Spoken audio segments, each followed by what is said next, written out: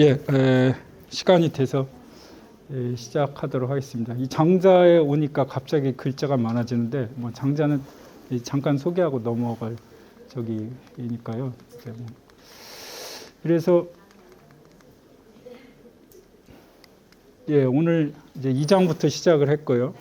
세상 사람들이 아름다움으로 알면 이것은 추할 뿐이다. 추한 것일 뿐이다. 그 이유를 서로 반대되는 가치들이 서로에 의해서 성립하고 있다는 걸로 되고 있고요. 이런 식으로 그 중에서 특별히 또 우리가 지금 버리고 싶어하는 가치들이 중심이 될 수 있다. 그걸 이제 유하고 무로 대비시켜서 무가 오히려 더 근원적일 수 있다는 무의 철학을 이제 이렇게 전개하고 있고요. 그 비유로 수레바퀴의 가운데 텅 빈 것이 있어서 주위에 바퀴살들이 있을 수 있다, 작용할 수 있다, 쓰임이 있을 수 있다, 이런 비유를 들고요. 그 다음에 이제 그릇에 텅 빈 거, 그것을 우리는 쓰고 있고, 이 방에 텅 빈 거를 쓰고 있다, 비움을 쓰고 있다. 여기까지 얘기를 했는데, 장자는 이거를 그 인간의 그 마음 상태로 이제 적용을 하는 거죠. 그래서 우리는 이렇게 텅 빈 상태, 수레바퀴의 가운데처럼 텅 빈 상태로 대상을 대해야 된다. 그걸 마치 거울처럼, 거울은 대상을 비출 때 미리 나가서 맞이하지도 않고, 서경덕을 만나러 가는 황진이었나요? 누구였죠? 어쨌든 하지도 않고, 자기가 싫다고 거부하지도 않고, 단지 오면은 비추는 반응만 할 뿐, 그 뒤로는 담아두는 게 없다. 그렇죠? 그래서 대상이 지나가면은 다시 처음 상태로 되돌아온다. 그래서 상처받지 않고 계속 그 작용을 되풀이할 수 있다. 그렇죠? 그거를 마치 고리의 가운데 텅 빈 상태로 비유를 하는 거죠. 원의 중심 같은 겁니다. 그 상태를 우리가 유지할 수 있으면은 반응하는 게 무궁해진다. 궁함이 없다. 그렇죠? 작용이 멈추는 날이 없다. 상도가 된다. 그렇죠? 지속 가능한 도가 된다. 그러니까 이거는 우주론 막 어려운 존재론적인 얘기가 아니라 외물을 대하는 방식에 대한 걸로 적용을 하는 겁니다. 마치 이것처럼. 그렇죠? 저 가운데가 인간의 마음이겠죠. 그리고 바깥이 이제 외물, 시시각각 제 눈에 들어오는 대상이겠죠. 예, 그리고 그거를 이제 이런 식으로 그 어떤 우리 그 가르침이라고 하는 이데올로기일 수도 있는데, 그렇죠? 저 어느 하나의 가르침에 속박되지 않은 상태가 허심의 상태고, 그거에 속박된 상태가 성심의 상태다. 우리가 예를 들어서 뭐 북한 체제를 비판한다고 할 때 막 그 김일성 가르침을 막 이데올로기화 해가지고 종교적으로, 그렇잖아요. 그런 식으로 세뇌시킨다고 하잖아요. 그럼 거기에 이제 속박되어 있는 상태겠죠. 뭐 북한대로 우리를 또 비판을 하겠지만요. 어쨌든 그런 상태인 겁니다. 그래서 나중에는 이제 유교가 국교화되고 한나라 때, 그 다음에 불교, 도교가 중국의 가르침으로 정착이 되는데, 특히 장자의 그 급진적인 부분은 그런 가르침이라는 그 사상 형태에 반대한다는 겁니다. 그렇죠? 어느 하나의 가르침으로 이 세상 사람들 다 교화할 수 있다고 생각하지는 말라. 그런 거겠죠. 예, 그래서 이제 그 조삼모사 얘기도 나오고 소요유도 얘기도 나오고 도통, 통일이란 말도 나옵니다. 제가 대학원 다닐 때 배웠는데요. 이 장자에는 우리가 말하는 그 통일이라고 할 때 저 통자를 쓰지 않고 소통한다 할 때 통자를 써서 도통이란 말을 쓴다고 합니다. 자, 통일이란 말을 쓰면은 통합이거든요. 하나의 도로 통합시킨다는 거예요. 그러면은 진시황처럼 법이라는 하나의 도로 통합시키는 거겠죠. 근데 장자는 그 통을 쓰지 않고 소통할 통을 쓴다는 겁니다. 서양 사람들이 한문을 영어로 번역하는데 어려움이 있어요. 왜냐하면 한문에는 성수의 구별도 없고 단수 복수의 구별도 없습니다. 근데 분명히 있겠죠. 근데 문맥을 보니까 장자의 도는 복수인 것 같아요. 왜? 장자는 여러 도들, 공자가 말한 도, 뭐 한비자가 말한 도, 순자가 말한 도, 뭐 음양가가 말한 여러 도들을 어떻게 할 것인가를 고민했거든요. 여러 도들이 난무하는 제자백가의 세계에 따라서 도를 복수로 해석해야 된다는 의견을 낸 학자도 있습니다. 그렇게 되면 어떻게 돼요? 여러 도들끼리 서로 통하는 게 그게 하나가 된 상태다, 이런 말이 되겠죠. 도통위일이란 말이.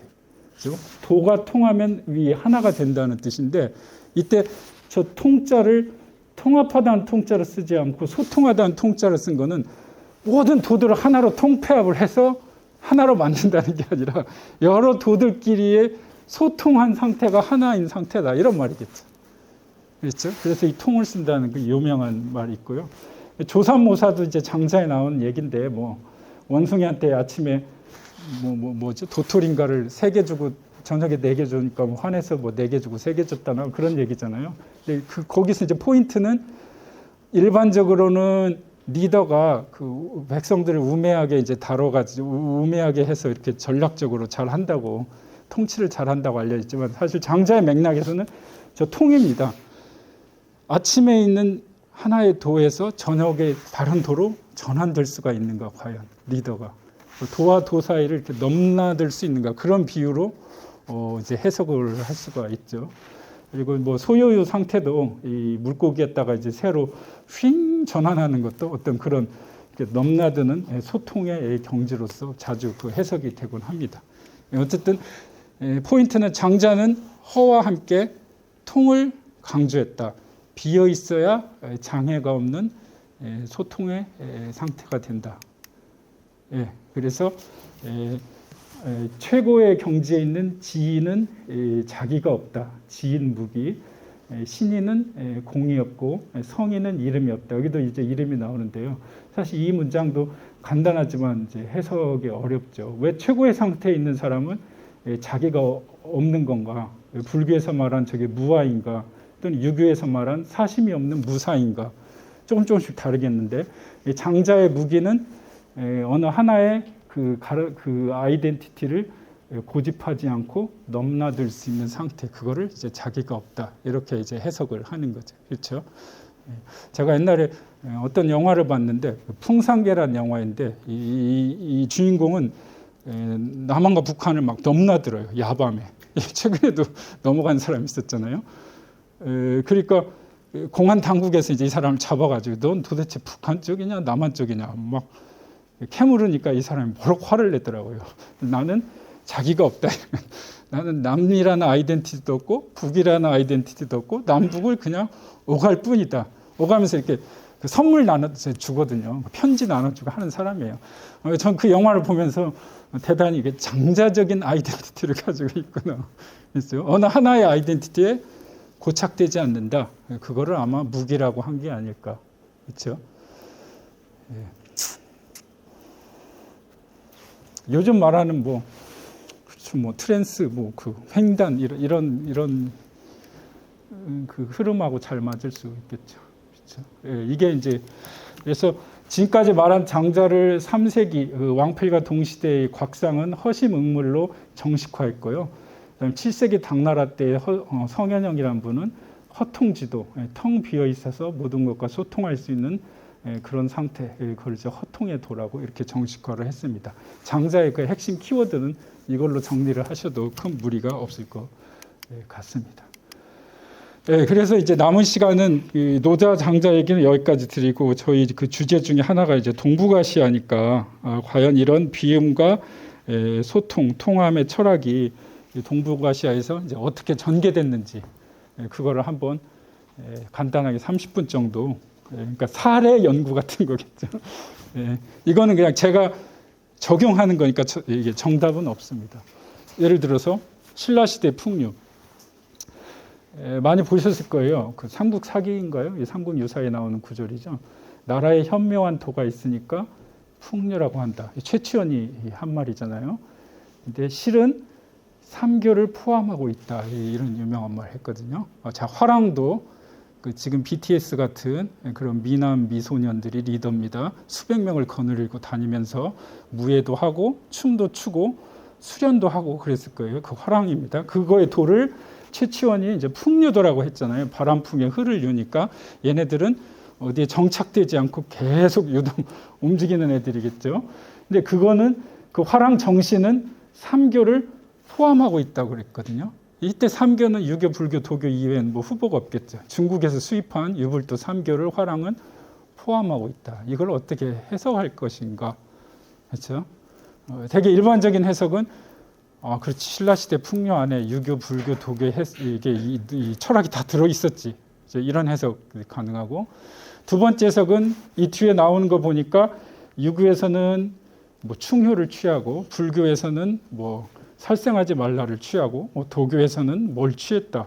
이렇게 문장이 이어지는 거 보니까 거꾸로 유교, 불교, 도교의 장점을 취해서 새로운 걸 만든 게 화랑도구나. 이런 해석도 가능하겠죠. 사실 정반대입니다. 첫 번째 해석은 화랑 안에, 풍요 안에 전부 유불도가 원래 있었지, 중국보다 앞서서. 두 번째 해석은 중국에서 가져와서 좋은 걸 취해서 풍요도를 만든 거지. 다 좋은데 저는 이걸 만약에 장자식으로 해석한다면, 그러면 화랑도의 아이덴티티는 유학자입니까? 불교 승려입니까? 도교의 도사입니까? 이렇게 물을 수가 있을 거 아니에요? 장자식으로 묻는다면. 근데 이걸 다 포함하고 있다니까 그 어느 셋 중에 어느 하나에도 속하지는 않겠죠.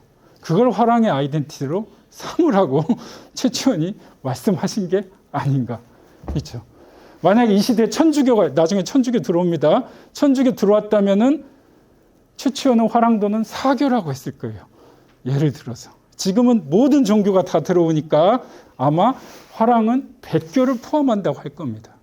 여기서 포인트는 제가 생각하기에는 뭐 몇 가지 좋은 종교를 이렇게 취합해서 새로운 걸 만들자, 이게 있는 게 아니라 세상의 모든 종교를 다 내 안에 포함할 수 있어야 된다는 게 포인트가 아닐까. 그걸 다 내가 그런 리더를 키우겠다. 이게 화랑정신. 어느 하나도 이게 막 좋다고 뭐 하고 더 하고 싫다고 버릴 게 아니라 세상의 모든 가르침을 다 화랑은 수용을 해야 된다. 이게 신라시대의 화랑정신이 아니었을까. 적어도 최치원이 해석한, 그럼 이게 이제 장자의 허통이나 고정된 아이덴티티가 없는 무기의 아이덴티티하고 같아지는 거죠. 그렇죠? 화랑은 하나의 아이덴티티로 고정될 수가 없습니다. 그렇죠? 아침에는 목사님이었다, 저녁에는 승려도 될 수가 있는 거예요. 화랑은. 그렇죠? 아주 버라이어티, 변화무쌍해진다고 저는 해석을 해보는 거죠. 그렇죠? 이 포함 3교가 뭘 의미하는가. 그러니까 중국에서도 유교, 불교, 삼교가 정착했을 때 유교, 불교, 삼교 사이에 종교 간의 갈등이 없게 하기 위해서 여러 장치를 쓰는데, 그 중에 하나가 이른바 종교 회통 사상 뭐 이런 거 있잖아요. 또는 삼교 조화론이거든요. 그래서 황제가 세계 다 훌륭한 가르침이니까 다 믿어라, 이제 이렇게 말하거든요. 근데 그때는 유학자이면서 노자도 읽고 불교 경전도 읽어라, 이런 의미입니다. 승려가 노노도 읽어야지, 노자도 읽어야지, 이런 의미인데, 화랑은 그 세 개의 아이덴티티에 하나하나 속하는 사람들이 아닙니다. 그냥 무의 아이덴티티예요. 그런데 그 무에다가 노자도 들어주고 공자도 받아들이고 불교도 받아들이자. 이게 포함 3교라고 해석할 수 있지 않을까. 한국인들이 외래 사상을 수용하는 방식, 거대한 중국 옆에 있으면서 선진 문물을 수용해야 우리도 수준이 높아지잖아요. 수용은 하는데 거기에 동화되긴 싫은 거죠. 그래서 이런 식으로 수용을 하면서 자기 아이덴티티를 유지해가는 방식. 서양을 수용할 때도 전통적인 걸 다 버립니다. 거기 비운 상태에서 서양을 다시 채워 넣거든요. 근데 서양과는 또 다른 한류도 나올 수도 있는 거고. 그러니까 한국인의 아이덴티티를 만들어가는 방식, 자기를 비우면서 외래 사상을 담아내면서 새로운 자기의 아이덴티티를 형성해 나간 게 한국 문화 2000년이 아닌가라는 생각이 최근에 들었거든요. 거기에 반해서 이제 일본 같은 경우는 뭐 야마토 정치, 일본적인 걸 대단히 이렇게 유지하려는 게 강했던 것 같아요. 그 상태에서 신도 같은 상태에서 다른 거를 외래를 수용하는데, 한국인들은 오래서 이게 뭐 장자를 의식해서인지 모르지만 자기를 무의 상태로 되돌려 놓고 외국을 수용하면서 자기다운 걸 이제 만들어 간다고 할까요? 어떻게 보면 주체성이 없을 수도 있는데, 제가 이해하기로는 이 최치원이라는 풍류도는 그런 문화적 패턴을 보여주는 게 아닐까라는 생각이 들었다는 거죠.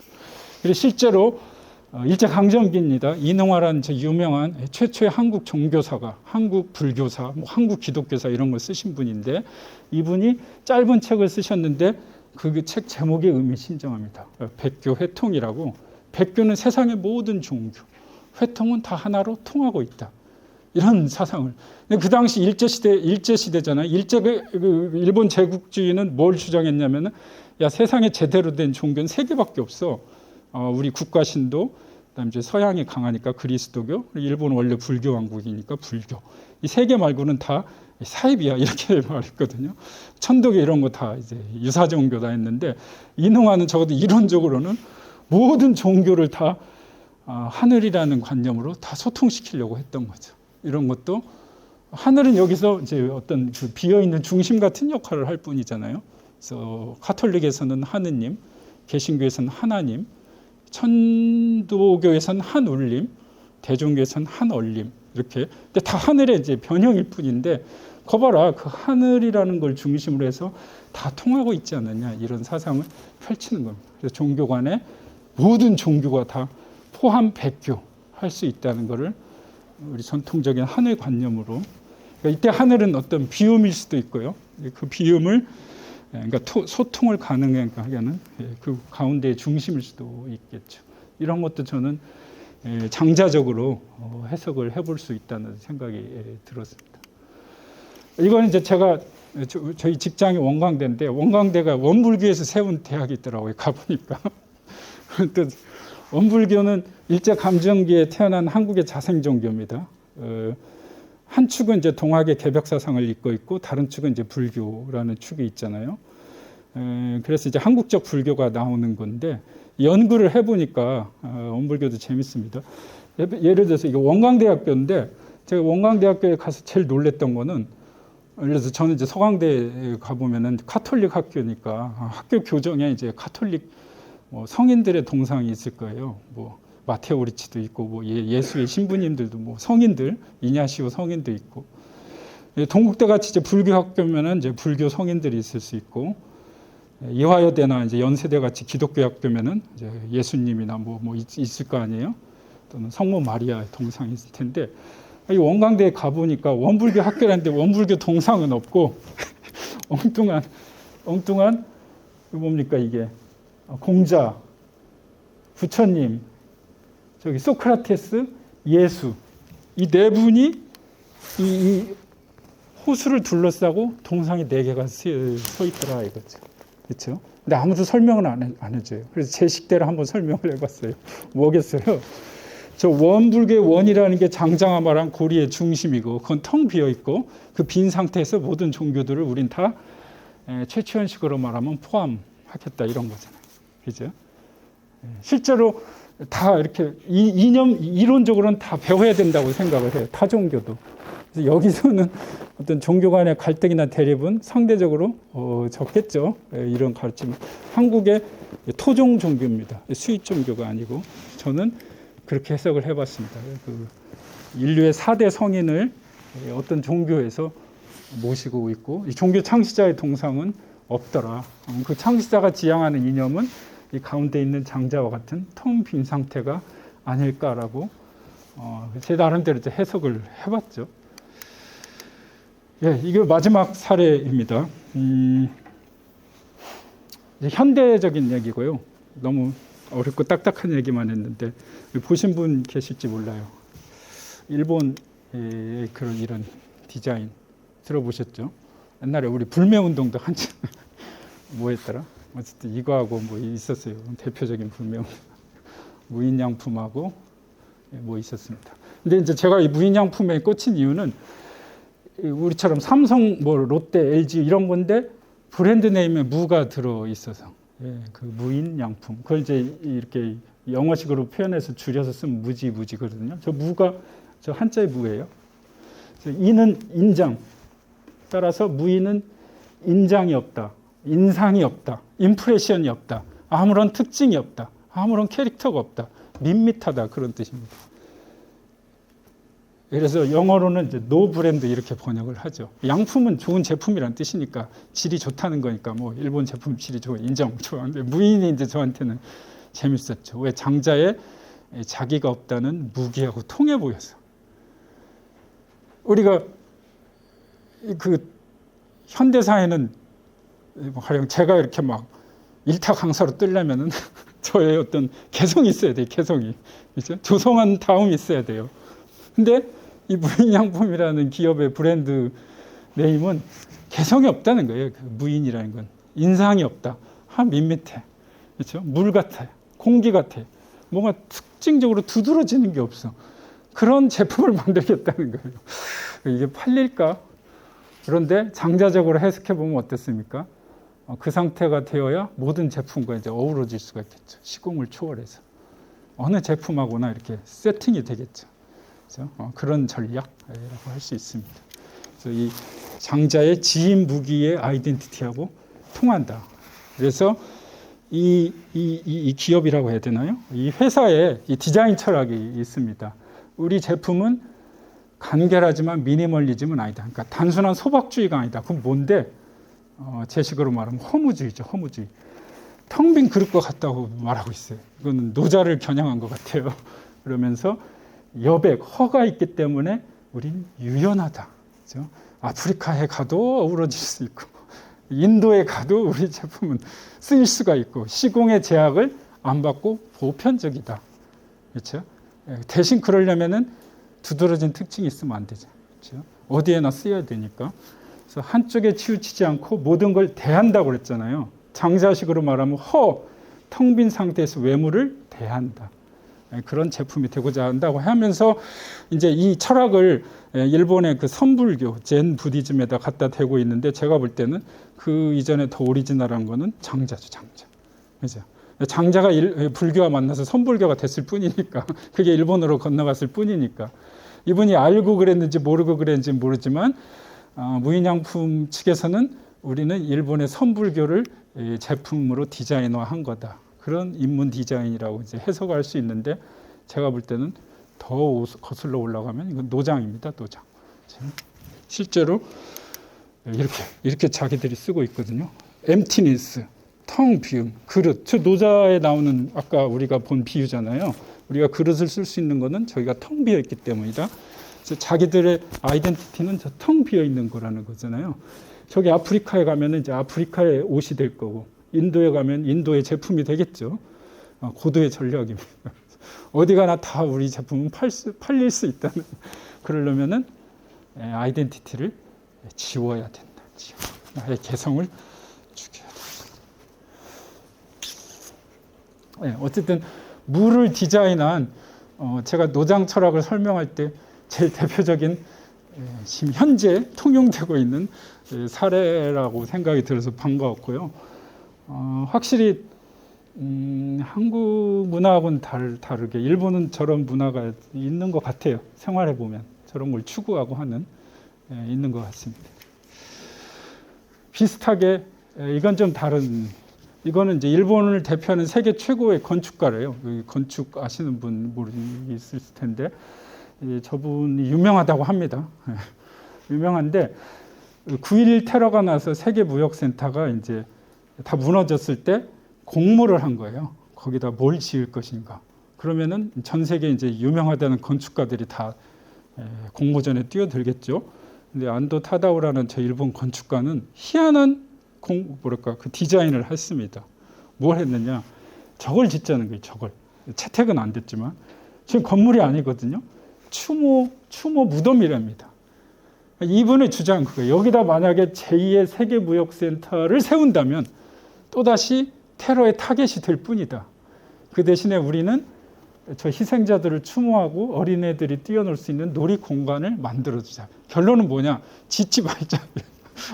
건물을 짓지 말자 이거예요. 물을 짓고 허를 짓고 공간을 쌓자 이겁니다. 일본 저 무인 디자인다운 저는 발상이라고 생각하는데 그래서 이분이 말씀해요. 만약에 우리가 거기에다가 뭘 채우고자 한다면 그것은 유 위에 노자식으로 말하면 건축이 아니라 무 위에 어떤 공간이 되어야 된다. 그렇죠? 그 돌아가신 분들을 이제 추모하고 우리 그 인류의 문명을 반성하고 종교 간의 갈등이 됐던 뭐. 이 말이 전 참 멋있었어요. 우리한테 지금 필요한 것은 아무것도 짓지 않을 용기가 필요하다. 이렇게 한 거예요. 인간들이 자꾸 노자식으로 말하면 뭘 지으려고 그러고 유의를 하려고 그러는데 그걸 멈추게 할 수 있는 무의의 용기가 필요하다는 말을 하고, 이런 미국 사람들이 볼 때 얼토당토 않는 저걸 제안을 했는데 당연히 떨어졌는데 일본에서는 평이 좋았다고 합니다. 팬도 많고요. 저는 대단히 그 노장적인 발상이라는 생각을 했습니다. 그렇죠? 그러니까 허무의 디자인이라고 제가 이름을 지어봤고요. 네, 그래서 결론입니다. 제 2강 세상 사람들이 뭐 아름다움이라면 이제 추할 뿐이다는 거기에서 모든 가치들은 상대적으로 존재하더라. 근데 그 중에서 노자는 특히 무나 비움에 주목을 했고, 그게 우리가 추구하는 있음이나 아름다움을 가능하게 하는 보다 토대가 되는 가치들일 수 있다. 그 얘기에서 시작했죠. 그래서 우리는 결국 노자가 주장하는 건 비움을 더 많이 확보해야 되고 비움을 쌓아야 되고 그걸 축적해야 되고 그게 덕이고 그 상태에서 문명이 상도로 돌아갈 수 있다. 그렇죠? 그래서 인간 개인으로 말하면은 우리의 욕망이나 마음을 비우면은 일단은 건강해지기도 하겠지만 인식론적으로는 사고가 유연해지더라. 그렇죠? 다양한 자기하고 다른 사고들끼리 서로 소통이 상대적으로 원활해지더라.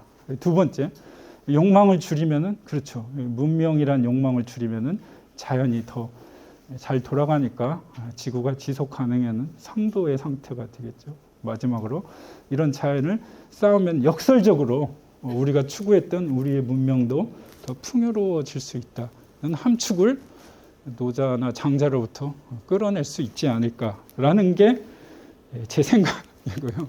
뭐 다른 해석을 또 끄집어내실 수도 있겠죠. 노자 장자를 읽으시면서 오늘은 좀 제 얘기는 이 정도로 하고, 혹시 플로아에서 뭐 궁금하신 거나 있으시면은 좀 대화를 하고, 저는 이제 이렇게 오늘로써 저기 하고요. 다음 시간에는 또 다른 분이 오실 테니까 혹시 뭐 노장을 떠나서라도 뭐 동양 철학도 좋고 뭐 하실 말씀이 있으시면 자유롭게 해주시면 좋을 것 같습니다. 아니면 뭐 한문 번역이나 그런 거에 대해서도 혹시 얘기해 보실 게 있으시면 좋습니다.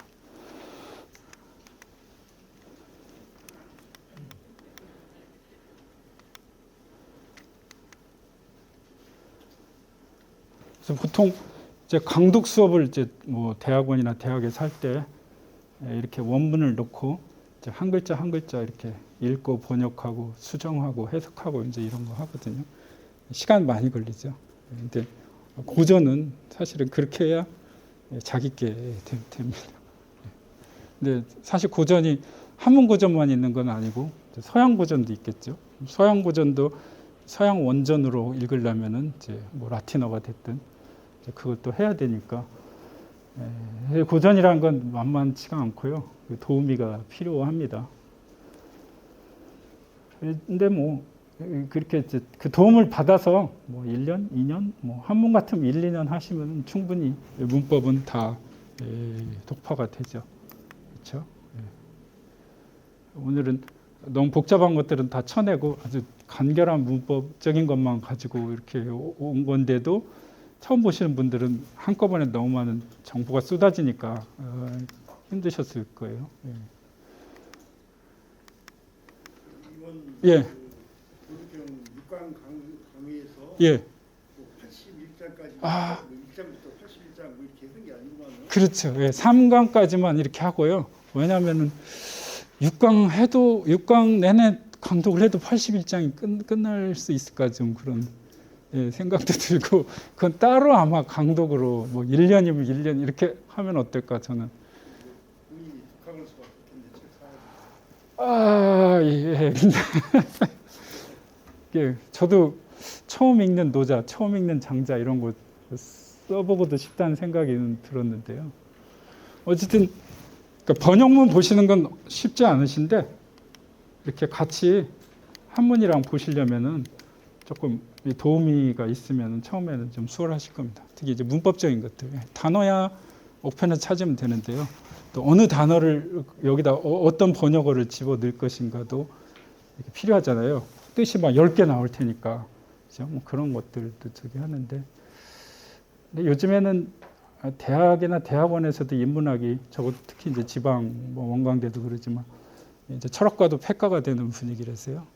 이런 거 할 수 있는 데가 없고 오히려 시민분들이 관심이 많으셔서 이런 거는 좀 이제 여유가 계신 분들이 이런 거 한번 차근차근 시간이나 뭐 그런 거 구애 안 받으시는 분들이 하는 거예요. 저는 젊었을 때 그렇게 미친놈처럼 해냈거든요.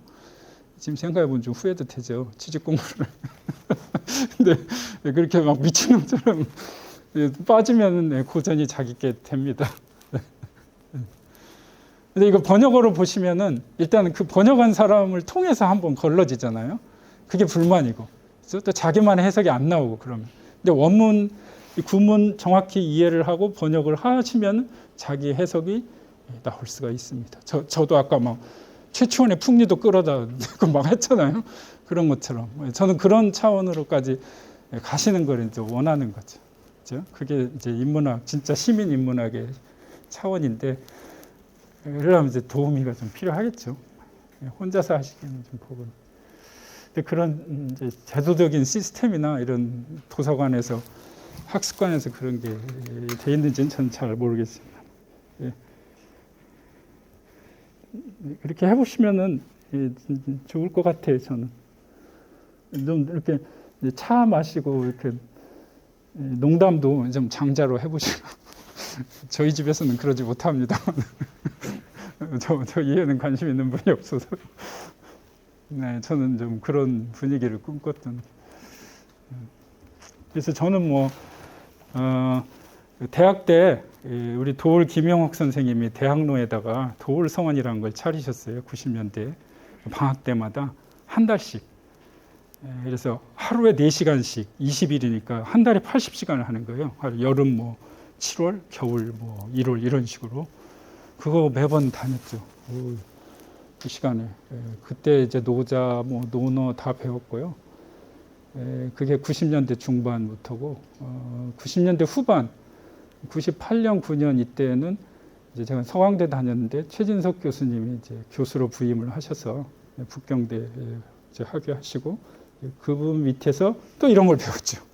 그때 이제 곽점 그 본도 읽고 백서본도 읽고, 예.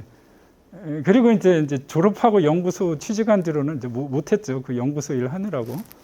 어쨌든 시간적으로는 저는 뭐 30년 동안 노자 30년 더 됐잖아요. 접한 게 20대 때부터니까 거의 노빠로 살았다고 해도 아닌데 그 노빠는 아니고요.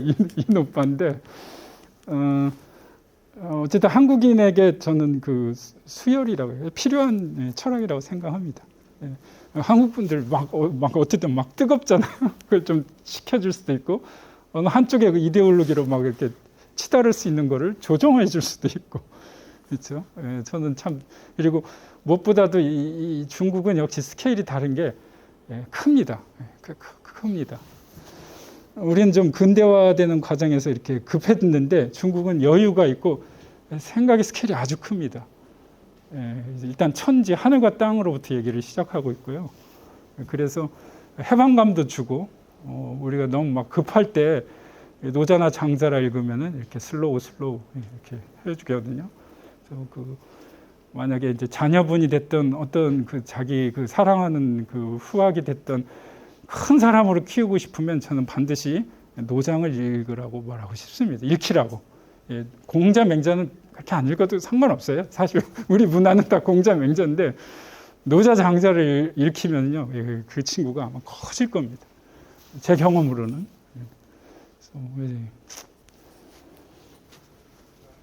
예. 아까 강의 중에 문득 들었던 생각이 오장 사상이 우리가 가지고 있는 그 토템 사상하고의 관계성에 있어서 우리 토템은 다 어려서부터 경험하셨듯이 좀 이타적인 마음이 강한 게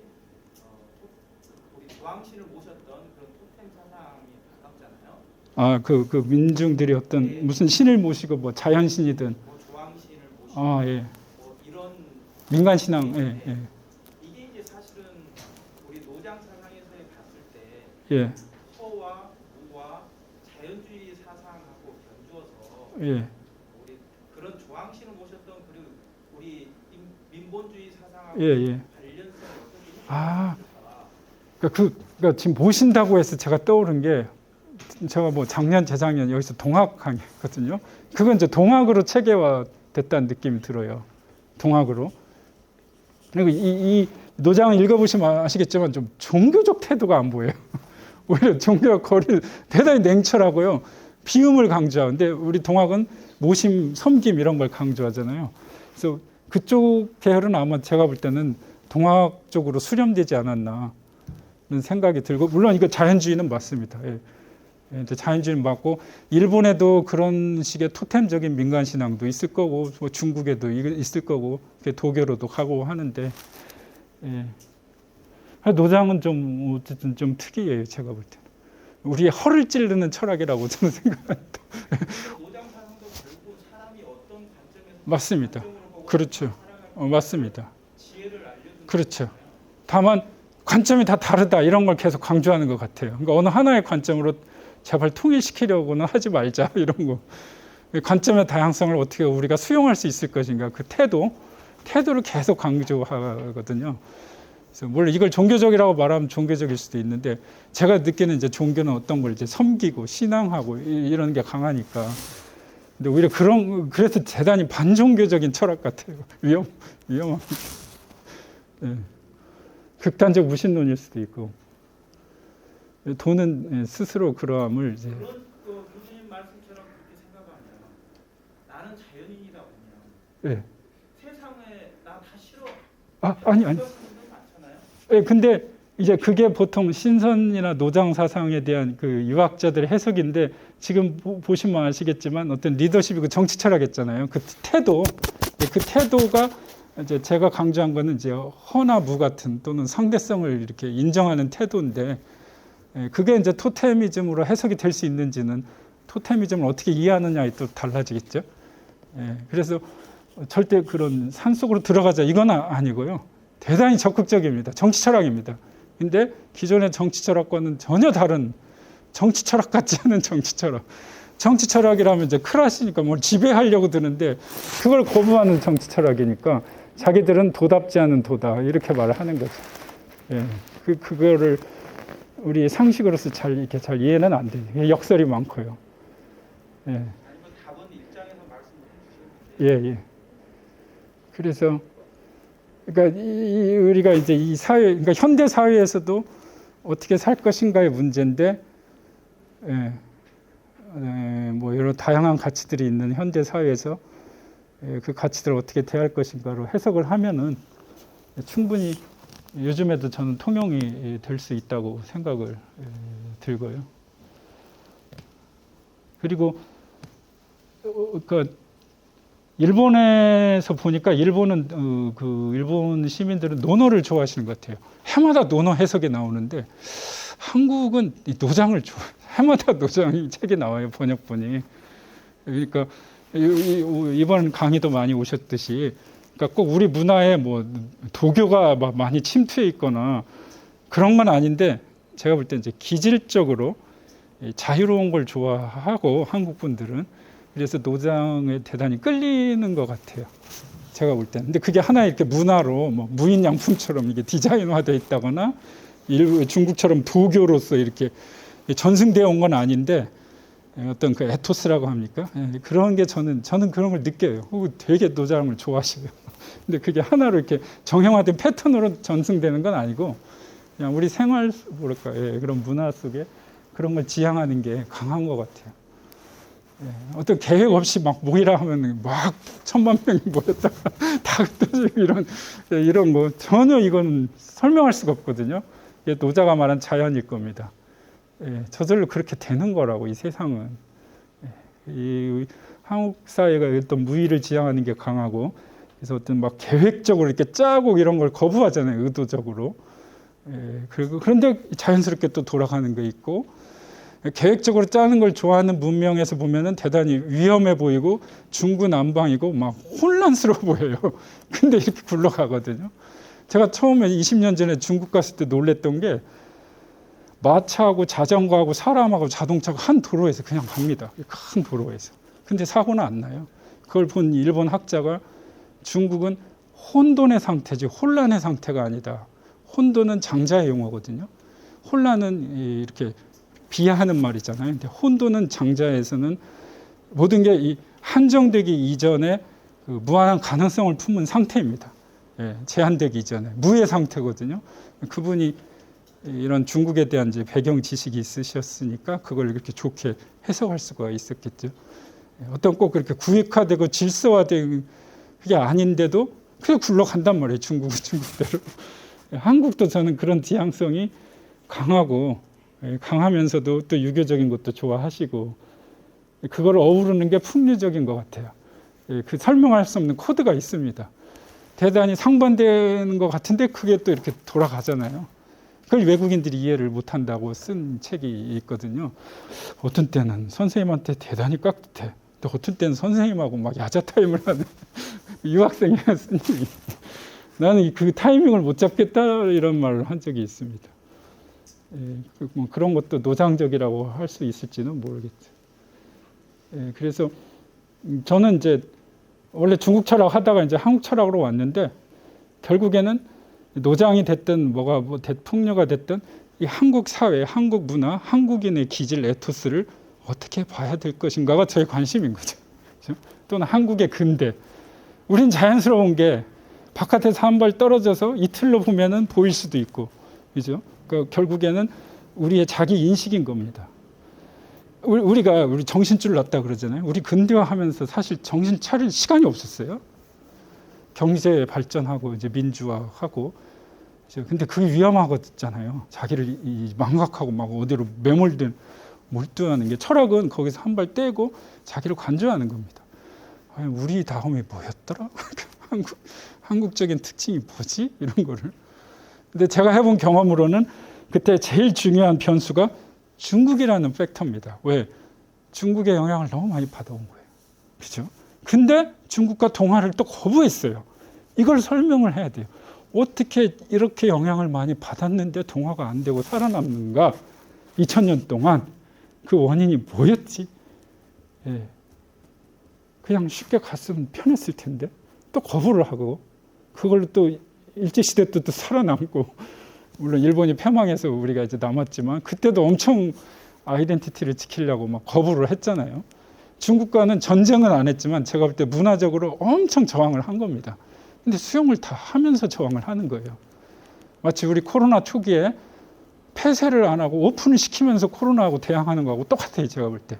물가에 내놓고서 아이덴티티를 유지하겠다는 거예요. 근데 자폐로 나가면 우리는 패망한다는 거잖아요. 열어놔야 돼. 근데 통화되긴 싫어요. 그 대표적인 게 세종, 한글 창제. 근데 그렇게 또 중국에서 하라면 하잖아요. 뭐 심지어는 공력까지 보내라면 또 보내고 정치적으로. 근데 문화적으로는 한글을 만들고 그렇게 한 거죠. 저는 그게 한국 문화의 어떤 그 코드일 수 있다고 봐요. 최치원이 말한 모든 걸 다 포함하면서 자기 아이덴티티는 계속 유지해 가는 거고, 근데 아이덴티티가 계속 변해요. 서양 문화를 받아들이면 BTS가 나오고, 신라 시대는 뭐 화랑이 나오고, 어느 하나로 특징하기 어려워요. 그게 문화의 수용 방식이었으니까. 근데 일반적인 상식으로는 이런 거거든요. 야, 우리는 단군 같은 고요한 게 옛날부터 있었어. 이걸 지키면서 수용하는 거야. 이렇게 이원 체제로 가는데 한국은 그걸 다 지워버려요. 자기의 흔적을. 그리고 새로운 걸 다 받아들이는데 서양에는 없는, 중국에는 없는, 일본에는 없는 게 지금 나오고 있다는 거 아니에요? 그게 한국적인 거잖아요. 그게 재밌잖아요. 저는 그런 게 좀 신기했어요. 한국 사람인데 한국을 이렇게 떨어뜨려서 보아놓고 보니까 이런 게 한국인들이 자기 아이덴티티를 만들어가는 방식이 아니었을까? 처음에는 좀 주체성이 없다고 생각해요. 자기 거 다 버리고, 그렇죠?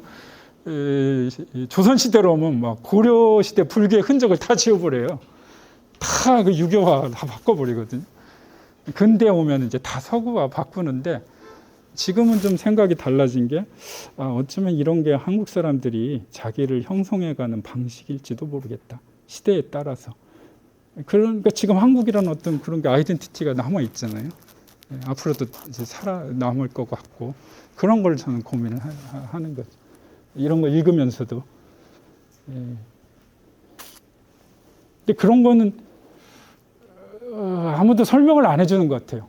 물론 뭐 외국의 유명한 학자가 한국 문화는 이렇다 할 수 있죠. 그럼 우리는 이제 번역을 해서 소개를 하고 히트를 치지만 또 그분들은 한편으로는 객관적으로 볼 수는 있지만 또 한계는 있을 수 있잖아요. 그렇죠? 그것처럼 우리가 우리를 설명할 수 있는 틀은 가지고 있었으면 전 좋겠어요. 그러면은 이렇게 한 발 물러서서 중국과의 비교는 피해갈 수 없습니다. 2000년 동안 중국 세례만 받았으니까. 그러면서도 그 다름을 유지하려고 노력을 했으니까 그럼 중국을 알고 한국을 알아야 그 차이를 설명할 수가 있겠구나라는 게 이제 저의 최종적인 결론이었죠. 그렇죠? 우리 태계 선생님은 전부 주자의 말로 자기를 얘기를 하고 있거든요. 중국 주자는 이렇게 말씀하셨다. 그럼 태계의 철학과 주자 철학이 같아야 되는데 또 다른 게 나오더라는 거죠. 그 다름을 설명을 해야 되잖아요. 그 답은 주자에 있는 게 아닙니다. 태계가 몸담고 있었던 한반도라는 또는 그 영남지방이라는 거기서 찾아야지 주자에서 찾을 수는 없어요. 그 차이를. 그게 철학의 장소성이고 지역성이거든요. 근데 그런 거를 그게 한국학이라고 저는 생각을 하고 제가 이제 동양학에 입문한 거는 도울 김용옥 선생님의 이제 동양학 어떻게 할 것인가라는 책이었는데 그 책 다음에 제 이제 화두는 한국학을 어떻게 해야 될 것인가 이제 그런 게 화두였죠. 그때 동양학은 이제 이렇게 두루뭉실한 동아시아 포괄적인 또는 중국학 이런 거였거든요. 그 베이스를 가지고 한국학을 우리는 어떻게 해야 될 것인가 이제 그게 고민이었던 게 학문적인 작업이죠. 그렇게 뭐 제가 이렇게 조금 욕심을 내서 장자도 넣어보고 막 그런 동아시아 얘기도 이렇게 넣어봤는데요. 나중에 이제 여력이 되시면은 번역책도 보시고 유튜브 강의에 좋은 게 너무 많으니까요. 그런 거 찾아서 보시면은 다 보완이 되고 이제 하실 수 있을 것 같습니다.